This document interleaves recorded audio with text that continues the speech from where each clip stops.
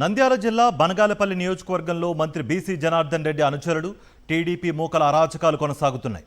నిన్నటికి నిన్న వైఎస్ఆర్సీపీకి చెందిన సర్పంచ్ అభ్యర్థి రామసుబ్బారెడ్డిపై దాడి చేసి భయాందోళనకు గురిచేసిన పచ్చ తాలిబన్లు ఇవాళ కూడా అదే తరహాలో దాష్టికానికి తెగబడ్డారు. బనగానపల్లి నియోజకవర్గ పరిధిలోని కలుగొట్లలో వైఎస్ఆర్సీపీ నాయకులు సుధాకర్ రెడ్డి, బ్రహ్మం, గురప్ప, శ్రీనుతో పాటు కొందరు మహిళలపైన దాడి చేశారు. మంత్రి బీసీ జనార్దన్ రెడ్డి ప్రోద్బలంతోనే కల్లుగొట్ల గ్రామ టీడీపీ నాయకుడు రౌడీ షీటర్ అర్జున్తో పాటు మరో 10 మంది మూకుమ్మడిగా దాడి చేశారు. రాడ్లు, కట్టెలతో విరుచుకుపడ్డారు.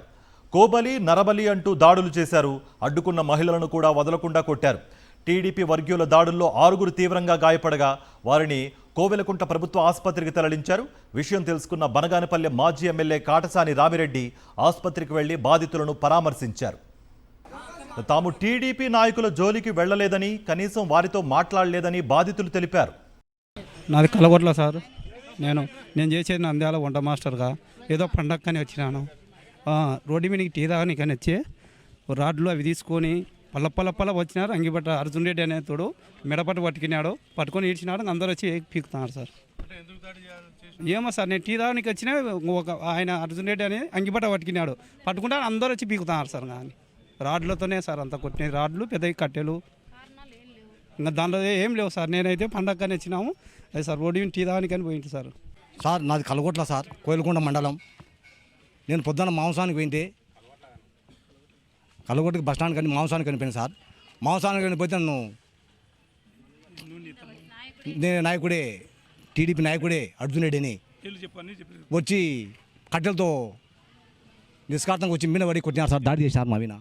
ఎందుకు చేశారు సార్? మేమైతే వాళ్ళ కడపాను కూడా తెలుసు సార్. నాకు వాళ్ళు గొడవకు వస్తే మా వాళ్ళని కొట్టినారని మేము బస్ స్టాండ్కి వెళ్ళిపోతే కారం పొడి, కట్టెలు తీసుకొని రమ్మని ఆడళ్ళని పిలుస్తున్నారు సార్. గొజ్జనా కొడుకులు ఆడళ్ళన్నా సార్ పిలిచేది కొట్టాటలకు. పోలీసులు కూడా మమ్మల్ని రానియకుండా ఉన్నారు సార్. వాళ్ళకే సపోర్ట్ చేస్తున్నారు. కామెంట్ చేస్తున్నారు, దావులలో పోతుంటే వైఎస్ఆర్లకు పడాలని ఆడళ్ళు ఉన్నప్పుడే అంటున్నారు సార్ వాళ్ళు.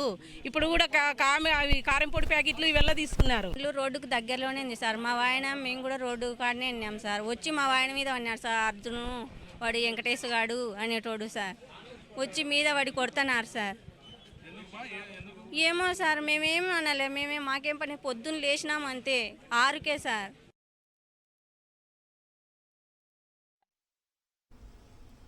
సర్పంచ్ ఎన్నికలు దగ్గర పడుతూ ఉండడంతో వైఎస్ఆర్సీపీ శ్రేణులను భయాందోళనకు గురి చేయాలన్న దురుద్దేశంతోనే టీడీపీ నాయకులు దాడులు చేస్తున్నారని మాజీ ఎమ్మెల్యే కాటసాని రామిరెడ్డి మండిపడ్డారు.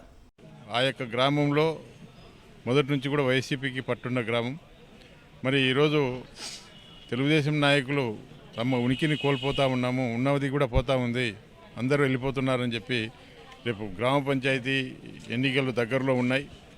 మరి ఆ ఎన్నికల్లో ఇప్పటి నుంచే మనము ప్రజలను భయభ్రాంతులు చేసుకోవాలా. వైసీపీ నాయకులను, కార్యకర్తల మీద దాడులు చేస్తే ఎవరు కూడా ముందుకు రారు అని చెప్పి ఈరోజు ఆ ఉద్దేశంతోనే ఈ దాడులన్నీ కూడా చేయడం జరుగుతూ ఉంది.